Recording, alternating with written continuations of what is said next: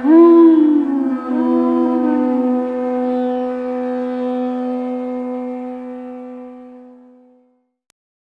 going to read, we're in chapter 2, text 14.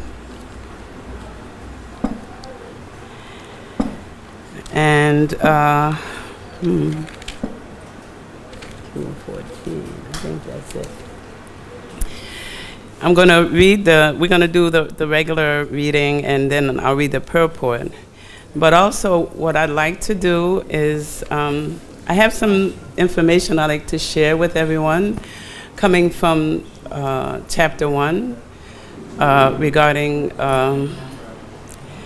observing the battlefield. And then we'll go back to the original 14. Matra spasas tu kaunteya Sitoshna sukadukara Agamat payano nityas Tamsa six paswabhadata Matra spasas tu kaunteya Sitoshna sukadukara Agama payano nityas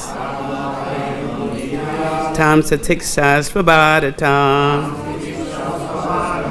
Mantra spasas tu kaunteya Sitoshna sukadukara Agama payano nityas Tamsa siksas vabhadata. Translation by His Divine Grace, A.C. Bhakti-Vedanta Srila Prabhupada.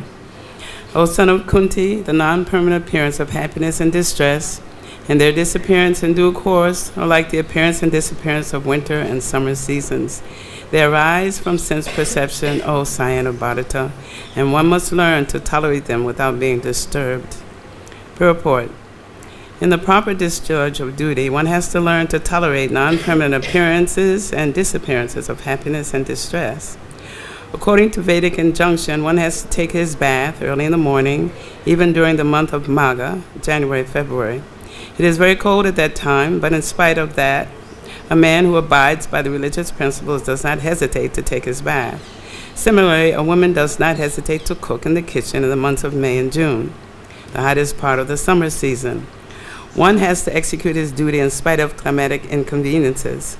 Similar to fight is the religious principle of the Kshatriyas, and although one has to fight with some friend or relative, one should not deviate from his prescribed duty. One has to follow the prescribed rules and regulations of religious principles in order to rise up to the platform of knowledge, because by knowledge and devotion only can one liberate himself from the clutches of Maya, illusion. The two different names of address given to Arjuna are also significant. To address him as Kaunteya signifies his great blood relations from his mother's side, and to address him as Bharata signifies his greatness from his father's side. From both sides, he is supposed to have a great heritage. A great heritage brings responsibility in the matter of proper discharge of duties. Therefore, he cannot avoid fighting. Om Gyanat Marandasha Gana Gana Salakaya Takshula Tamira Tasmai Shri Gurave Namaha. So, in one of the previous classes, one of the devotees in the class asked a question about one of the warriors. His name is Shalya.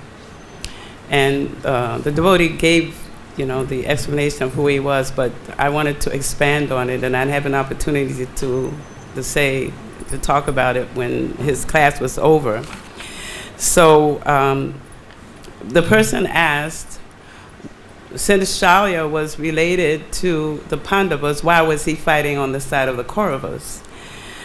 So I wanted to, one thing about chapter 1 is that a lot of times, we just want to get through it because it just seems like a lot of names, but we don't know the background behind each soldier. for me, when I read that chapter, I feel the power behind all those warriors that are on that battlefield. It's very deep, and they are all very special because they're seeing Krishna directly face to face. So they must be very, very special. And even though Krishna was arranging that they leave their bodies, they were going to be elevated because they were personally seeing him on the battlefield. So this one person named Shalya, the more details I wanted to give was what happened was he was Madri's brother, and so he was getting ready to go to the battlefield to meet the Pandavas. But on the way, he ran into a rest stop, and it was set up so gorgeously, so nicely. Everything was provided, nice food, comfort, luxury, dancing girls, whatever. And he was so satisfied, he was so happy, and he thought that Yudhisthira had set it up for him. But then he was shocked when Duryodhana came in and said, "No, I'm the one that set it up for you." So Shalya felt obligated to, he asked Duryodhana for a boon, okay? What can I give you? And Duryodhana said, "I want you to fight on my side." So he was obligated, and then after that he went to Yudhisthira and told him what had happened. So Shalya wasn't an ordinary warrior. There are different hierarchies and ranks of soldiers in this war. So there are different kinds. I'll just briefly say the types of warriors there are, because I'm very interested in it. Maybe it was because my father was in the military, but I love that chapter, and I love the arrangements that they make, the Chaturvyuha, and all the different arrangements they make, formulations of the different, for battle, the different forms that they created. And I thought that it was very deep, very interesting. And so the classifications of warriors in the Mahabharata war was, first they were called the Padatik, those were the infantrymen. Then you had the Ashvarohis, they were the horsemen. Then you had the Gaja, that was a soldier on an elephant. Then you had the Ardharati, and that was a soldier on the chariot, who is considered equal to one Gaja. Then you had the Rati, a warrior who's considered equal to 12 Adharatis. Then you had the Atirati, a warrior who's considered equal to 12 Ratis. And then you had the Maharati, a warrior who's considered equal to 12 Atiratis. Then you had the Ati Maharati, a warrior who's considered equal to 12 Maharatis.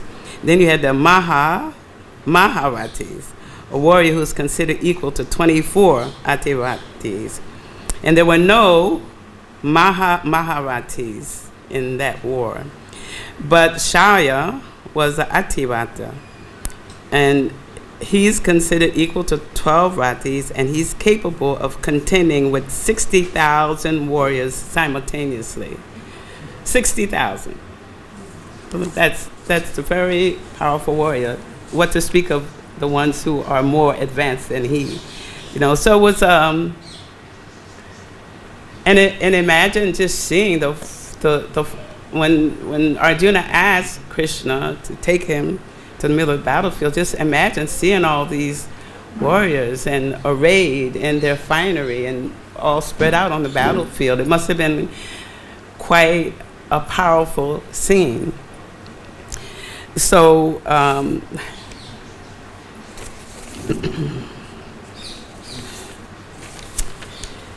so Arjuna, he was, when he first came to the battlefield, he was, okay, I'm ready, let's do this. But then all of a sudden he asked Krishna to take him to the middle of the battlefield so he could see who he was fighting with. Of course, all of this was prearranged by Krishna. Everything was arranged by Krishna, what was going to happen, who was going to die, etc., because he wanted the Pandavas to rule the country because they were righteous. To rule the world, actually, because they were righteous. So and then Krishna was understanding Arjuna's mind, but then he was also thinking, this is not a time for seeing, this is a time for action. No, but still, because he was a chariot driver, he said, okay, I'm your chariot driver, I'll take you, I'm under your orders as your chariot driver. Took him to the middle. So once Arjuna got close to seeing all his relatives, that's when he started getting bewildered and dropped his Gandiva bow and became compassionate and started thinking about all the reasons why I can't fight with these. He was thinking, oh, there's Bhisma, I sat on his lap, we talked, and he's my grandfather. I see Dronacharya, and I'm Dronacharya's favorite pupil. And so he was becoming overwhelmed by skin disease. He was feeling like, these are my relatives, these are my friends, these are my sons, my cousins, my brothers-in-laws. And so Krishna had to get him situated. And actually Arjuna, he's a pure devotee, so he can't actually be put into bewilderment, but Krishna was arranging all this for us so that we can see that we also are actually on the battlefield. And we should really be paying attention to what's happening around us and making sure that we are understanding our situation in this material world, and that we have to always be attentive and make sure that our sadhana is tight, because at any moment, Maya can take us out. She's a very formidable enemy. So we have to, even though she's Krishna's servant, but her job is to make sure that we're not coming there with nonsense to bother Krishna. So she takes her job seriously, and we need to take ours seriously, what we need to do. So Arjuna became absorbed in the bodily concept of life after after Krishna took him to the front,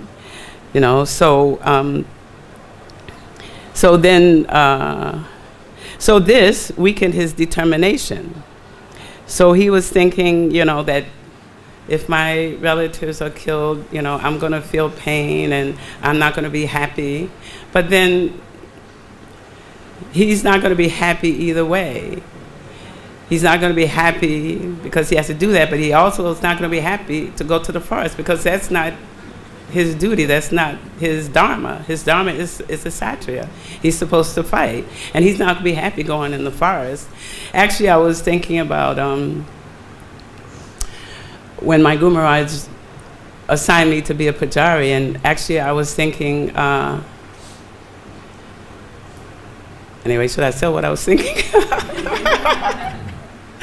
I was thinking, well, who said I wanted to be a pujari? He didn't even ask me. I was thinking, well, maybe I want to do something else, but it was his desire that I do this. Okay, so over the years, I realized that he was right, that was my propensity, that was what I naturally do, and I do it very wholeheartedly and fully, and I like doing it. After about 15 years, I found out that, okay, this is what I do. So he was already seeing, but I wasn't seeing. I was thinking, maybe I want to do something else.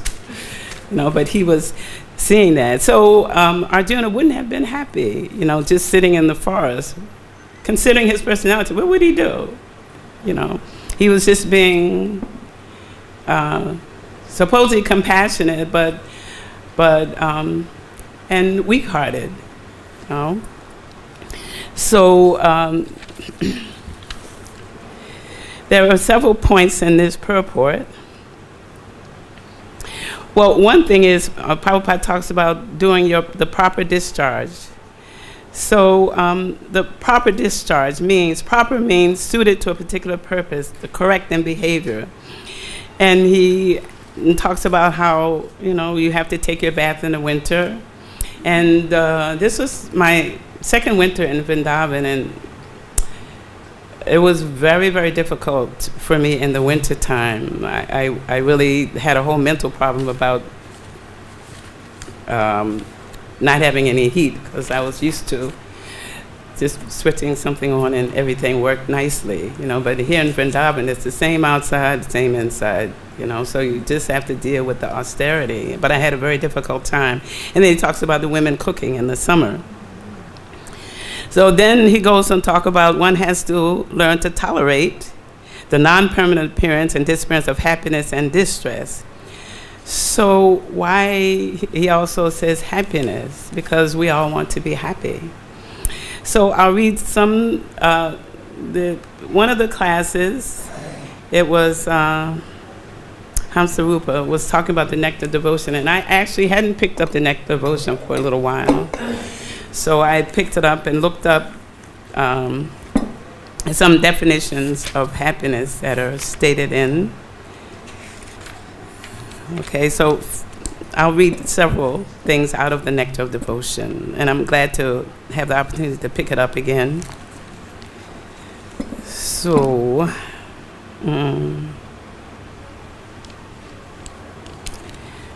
and 13. No, I wanted to read 10, 11 first.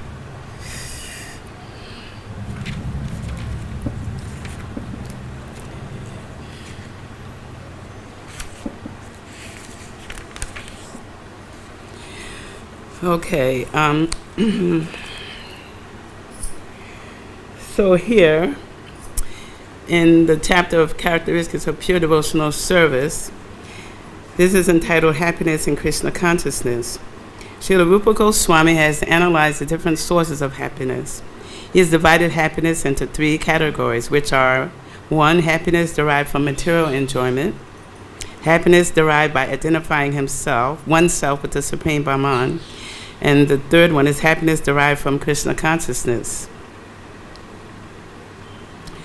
In the Tantra Sastra, Lord Shiva speaks to his wife, Sati, in this way: "My dear wife, a person who has surrendered himself at the lotus feet of Govinda and who has developed pure Krishna consciousness can be very easily awarded all the perfections desired by the impersonalists, and beyond this he can enjoy the happiness achieved by the pure devotees. Happiness derived from pure devotional service is the highest because it is eternal. The happiness derived from material perfection or understanding oneself to be Brahma is inferior because it is temporary. There is no preventing one's falling down from material happiness, and there's even every chance of falling down from the spiritual happiness derived out of identifying oneself with the impersonal Brahman." And then there's one related to the body, happiness of the body, illusory, 12:13.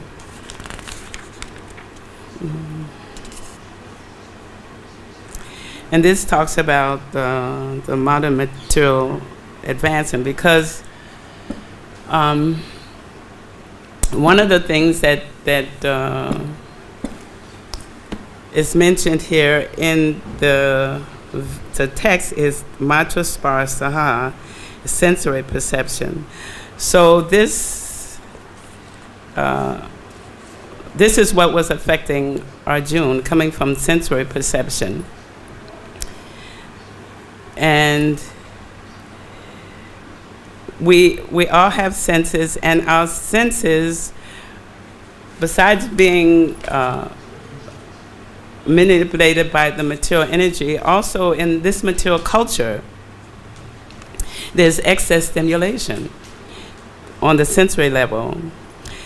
The process of technology is just to heighten our senses, to enjoy more, to really push the senses to the max, and use them to buy things, to smell things, to look at things, to purchase things. We know there's so many diseases of people who have lost control, of their senses. They're you can open up a closet and so many stuff falls out because they're not able to regulate themselves. And they think that they can enjoy, but we see they're hoarding because they can't enjoy everything. Everything's in the closet and they can't use it. What are they going to do with it? It's just the stimulation that's coming from being in society. And I was also thinking, one thing that somehow I get disturbed about is no offense to anybody, is this thing, this selfie thing. You know, people are like, you go and you see people are so much into the body.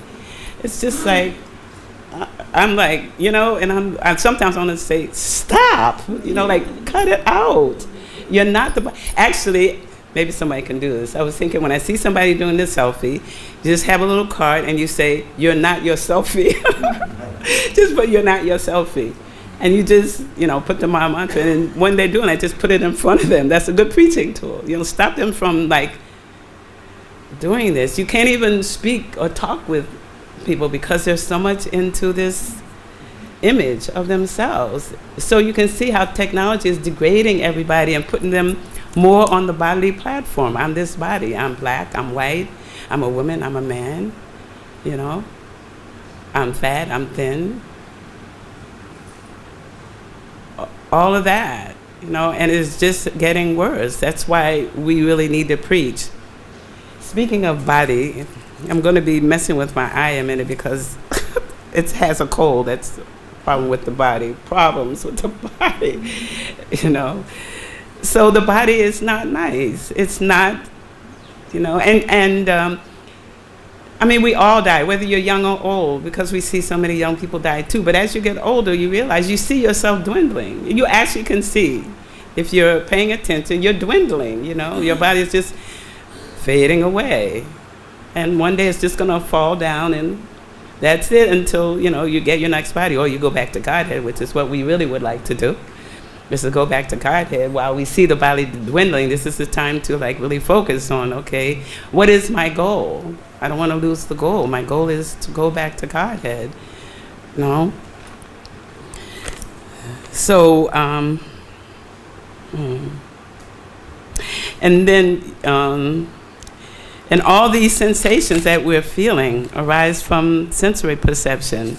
I was thinking of the example of, you know, you have, say you have a mosquito bite, and it feels good to scratch it.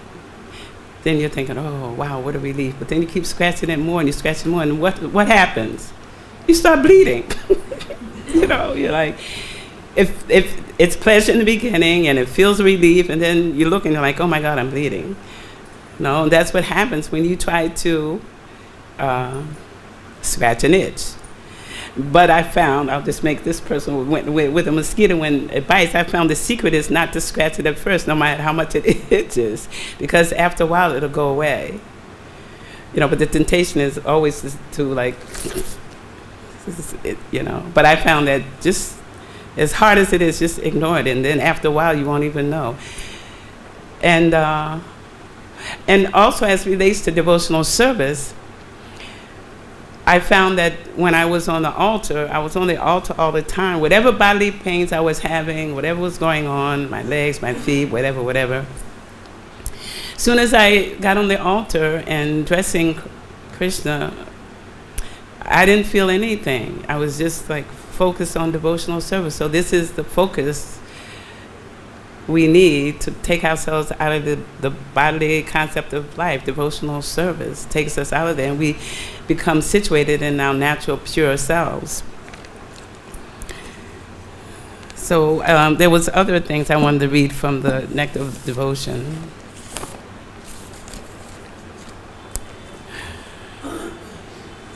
About this happiness. And also, I remember thinking, happiness is only the amount of time between one problem and the next. Just get a little break in there, and then you're happy. Then the next problem comes.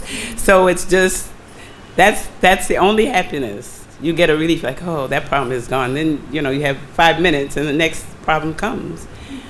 And then you're like distressed again. You know, oh, how am I going to solve this problem? You know, but as devotees, we know we need to surrender to Krishna. Actually, I was thinking about, I've been reading the Mahabharata. I love that book so much, and I've read it 3 or 4 or 5 times. But every time I read it, I get different things out of it. And what I noticed this time in my reading, this one is by Purna Prajna. That's his name, Purna Prajna Das. And it's not that once Krishna instructed Arjuna and set him straight so he could do the battle, that everything was smooth sailing, because it wasn't. There were times when there was fighting between Yudhisthira and Arjuna. There was lamentation because one day the battle didn't go their way at all, and they were all distressed about it. There was Abhimanyu who got killed, and Arjuna was like totally devastated, because it was his son, even though Krishna had been trying to take him off the bodily platform. So there were so many things that happened in between but what was, good for them was that Krishna was there. He was always instructing them, bringing them out of whether lamentation, whatever setbacks, whatever, bewilderment they were in. He was with them all along the way, instructing them and bringing them out of whatever issue they were having while they were fighting this war. And that's the role of our spiritual master, because we are actually on a battlefield. And so we are all spiritual warriors, which means that, we have to be attentive, we have to be aware. It seems like, at least for me, if I get in a comfortable situation, I just kind of coast. So I'm doing my sadhana and everything's okay. But in the back of my mind, you always have to think, well, let me, while this is like this, let me at least try to strengthen my chanting, strengthen my devotional service. So when that setback comes, I won't lose the focus. I won't lose the goal, what I'm supposed to be doing. What is the final goal here? What am I looking for? And I remember my Guru Maharaj used to say, we should make short-term and long-term goals, or else we'll lose our enthusiasm. We have to make short-term goals and check them off, make sure we're doing it, and long-term goals, so we can stay enthused about, being devotees and about trying to serve our spiritual master and serve Srila Prabhupada's mission. So, I was going to read more from the Nectar of Devotion.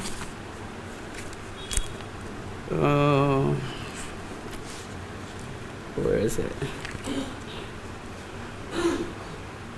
32 and 33.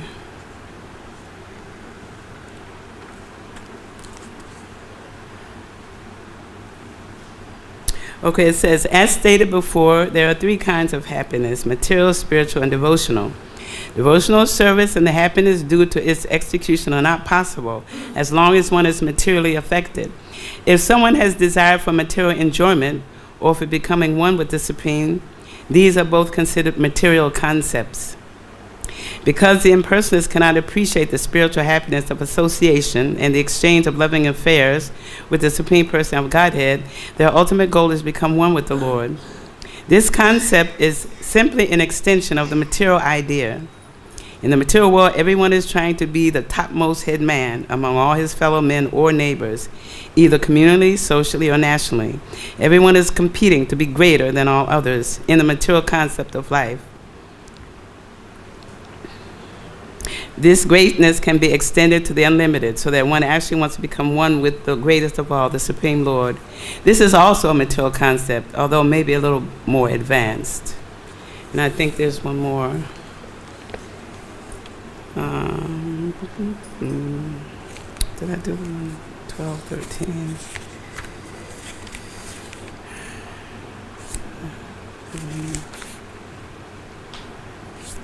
So this speaks about the materialists who want to be happy. Foolishly, people who are enamored of the glimmer of modern materialistic advancement are thinking that the Krishna consciousness movement is for less intelligent men. I'm better off being busy with my material comforts, maintaining a nice apartment, family, and sex life. These people do not know that at any moment they can be kicked out of their material situation. Due to ignorance, they do not know that real life is eternal. The temporary comforts of the body are not the goal of life. And it is due only to darkest ignorance that people become enamored of the glimmering advancements of material comforts. Srila Bhaktivinoda Thakur has therefore said that the advancement of material knowledge renders a person more foolish, because it causes one to forget his real identity by its glimmer. This is doomed for him because the human form of life is meant for getting out of material contaminations. By the advancement of material knowledge, people are becoming more and more entangled in material existence. They have no hope of being liberated from this catastrophe. So Prabhupada calls it a catastrophe. And they become killers of the soul, Atmaha. So as devotees, we just tolerate. As Prabhupada says here, the non-permanent appearance of happiness and distress and their disappearance in due course of time, we see that, winter comes and then it leaves. Although I was glad it was short here. It's only 2 months. And then summer, when it's super hot. Or whatever condition, everything is temporary. It'll fade away and, it'll come again and fade away. And that's because we're in the material world. So the only constant happiness is to satisfy Krishna, the Supreme Personality of Godhead. And it's really wonderful to be able to go to the altar and tell Krishna, I'm here. Especially at Manga Artik, it's so beautiful to be there in the morning. And speaking of the temple, one other point he says in here, that's what I wanted to touch on, was that it's necessary to follow prescribed rules and regulations of religious principles in order to rise to a platform of knowledge. And because by knowledge and devotion only can one liberate herself from illusion. And so how can we be able to apply the knowledge? We have to rise to the platform of goodness in order to see whatever situation we're in and think of, what we've been reading and what we've been studying, what we've been practicing. How can I apply it to this situation? That's why now I understand why my Guru Maharaj Bhakti Tirtha Swami named the place in Washington, D.C. the Institute for Applied Spiritual Technology. Because we can know all the slokas, we can know everything backwards and forwards, the philosophy, but if we're not able to apply it in our daily lives and see, how it's affecting us, how we can, apply it, then and then why are we reading it? We have to apply it. That's why we're reading it. That's why we're studying it. That's why we're chanting. That's why we're addressing the deities. That's why we're doing devotional service. So we can see our lives and apply it to our lives, to try to move up to the platform of goodness, which we don't want to get stuck in, because then we think, I'm okay, everything's good. I'm on the platform of goodness. So we need to rise to the transcendental platform. And that means staying away from the 10 offenses, chanting attentive rounds. And then I wanted to also talk about another point. He talks about Arjuna having a great heritage. And because he was on his father's side and his mother's side, he had a wonderful heritage. So we have a beautiful heritage. Prabhupada left us such a heritage, such a legacy, that we should express our gratitude to him every single day for what he's given. This beautiful temple with the beautiful deities, and this place is very powerful.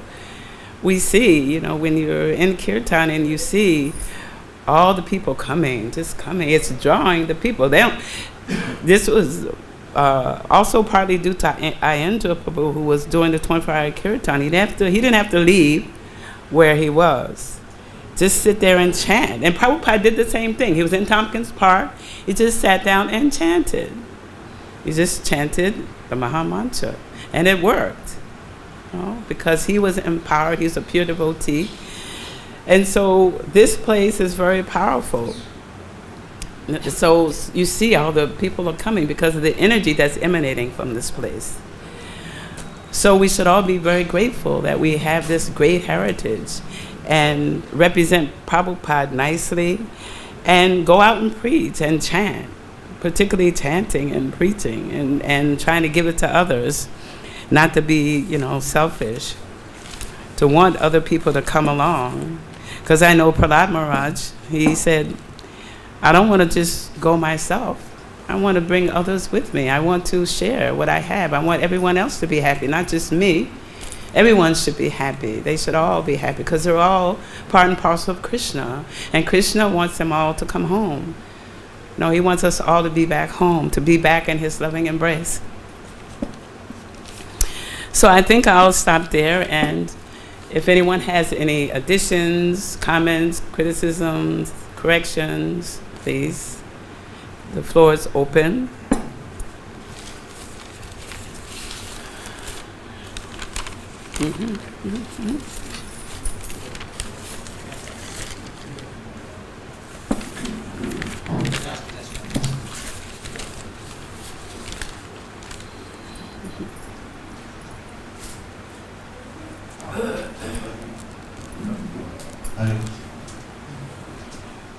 Thank you for this. Yeah, I was also actually studying Bhagavad-Gita. So, Krishna instructs Arjuna, and then after that Arjuna is supposed to have been, he's completely accomplished, but then there is a Abhimanyu skilled, and Arjuna is out of his mind completely. So it's not Dhira at that time, definitely. Yeah. Say, yeah. So Yeah. it's interesting. Yeah, but in my mind was tolerance of happiness. Just if you can say something about tolerance of happiness, because it says sukha dukkha. So we know dukkha, we have to tolerate dukkha, but maybe Tolerate. you can say a little bit about happiness. How can you tolerate happiness? Maybe others can add, but I was thinking that it's nice to be happy, but not to be attached to it. Not to think, oh wow, I'm happy, this is going to last forever. You get attached to it and you expect it to last. And when it doesn't last, then comes the distress. So for me, and maybe others have, it means, okay, I'm happy for a minute, that's fine. But I'm not going to be attached to it because I know it's going to change in a minute. No. I like being happy, but I know it's not going to last. I expect that it's not going to last. So I'm expecting that it's going to change and that something different is going to happen because everything is changing. Everything is changing, under the three modes of material nature, everything. It's okay? Yes, Babu? Hare Krishna. Just like you gave an example in the beginning that Arjuna was attached with the families, the Vishnu Pita, Dronacharya. So the attachment of the body was just there. So naturally it's a nature of a human being. Yes. When you are attached to the family or to your friends, you cannot see that I should hurt them or do something. Yeah. It's a natural tendency of a human being. Yes. So how then Krishna said that you are a fool, you cannot understand these things, that you call yourself learned and you are not knowing what is it. How can a person understand that whether what I am doing is correct or not? It is very difficult to understand when you are in this material body with the relatives and friends. Yes. You cannot understand those things. Yes.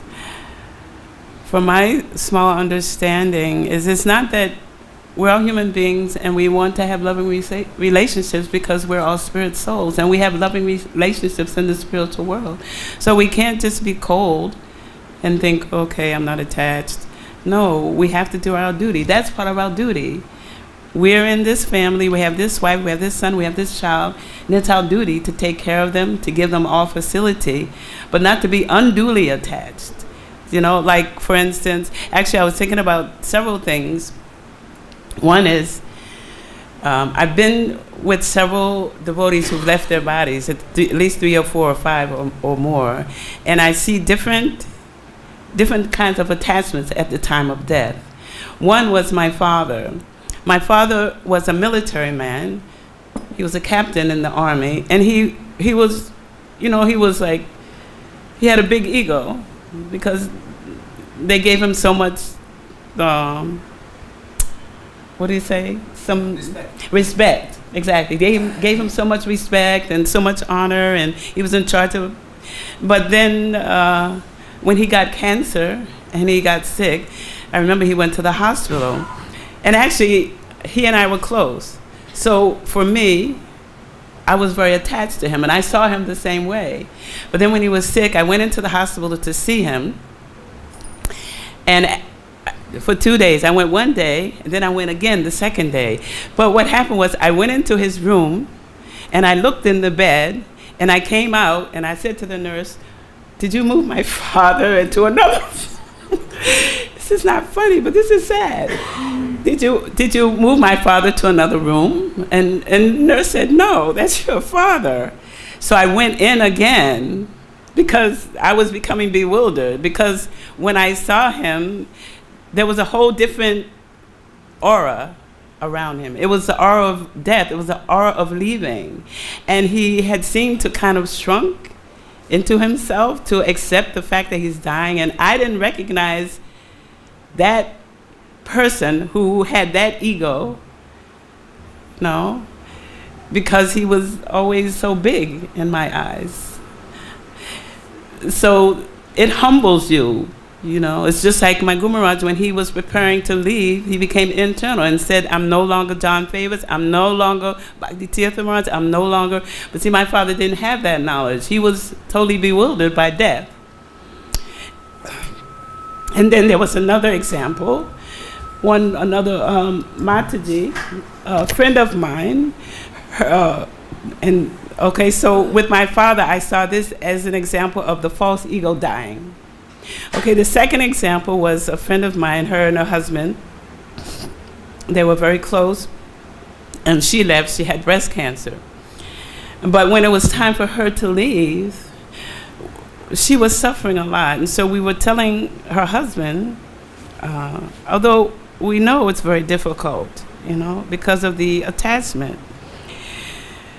We were telling him, she's suffering, so please tell her it's okay, that you'll be okay. Let her go. You know, express your love for her and tell her it's okay. You can go. I'm releasing you. But he didn't want to, because he was very attached to her, and so she was holding on because of him. So it was increasing her suffering and increasing his suffering. And then the third example was one person who was a friend of mine, came to this country from Africa, was one of my godbrothers, and he had only been here 6 months, and all of a sudden found out he had cancer.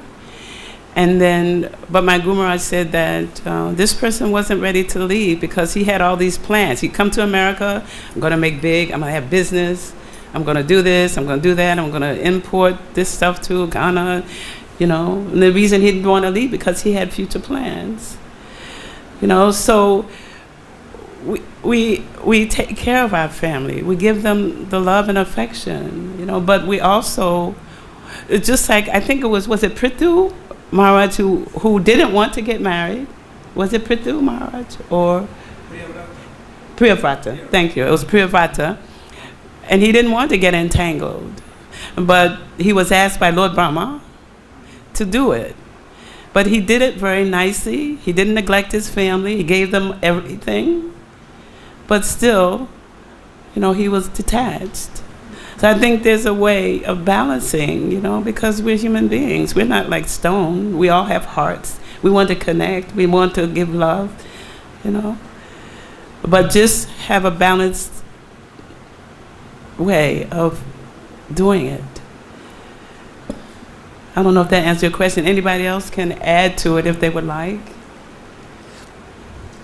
Well, even just like in the family, some property is given by their father to the children, and children at the time of death of his father, then after the death they start fighting this property, then how we should divide this property, and they are fighting between themselves, and still they cannot come out to the result what we should do. Either they fight or they kill one another, or what to do. Some they are bewildered like this. Mm-hmm. Yeah. Money. It's the same thing that happened in my family. After my father left, I went to a funeral, but the family had cleaned out the whole house. It's like that. You just don't be surprised. That's how it was. That's how it is. We're in the material world. What to say? Isn't it? Someone else. Mataji.